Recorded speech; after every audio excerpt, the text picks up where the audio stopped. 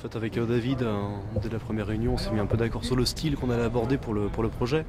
Un style pas trop arts martiaux propres, un style un peu crade, un peu baston de rue, puis surtout adapté aussi au personnage de Powerless. C'est un super-héros qui est très humain, qui est, voilà, il a plus ses pouvoirs, donc c'est un homme normal. Et on pense au début qu'il arrive comme ça, qu'il va défoncer tous les mecs, et en fait on se rend compte qu'il est limité. Allez, pour le répète, 3, 2, 1, action.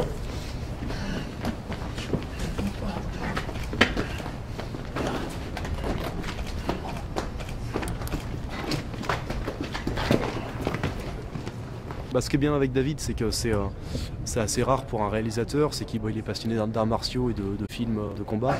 Donc du coup il a son point de vue sur la question, et puis tout est gagné déjà quand un réalisateur a le goût pour ça, parce que du coup il a forcément envie de s'impliquer et de ne pas passer à la trappe les séquences d'action comme elles le sont souvent sur la plupart des longs métrages. En face on a quelqu'un qui a un avis, et puis qui a un avis qui tient la route, parce que du coup c'est quelqu'un qui s'intéresse, qui regarde du MMA et qui pratique un peu lui-même. Souvent quand on parle d'action à d'autres réalisateurs et qui sont novices, ils n'ont pas de quoi répondre, ils n'ont pas trop d'arguments, on est sur un terrain sur lequel ils sont pas à l'aise.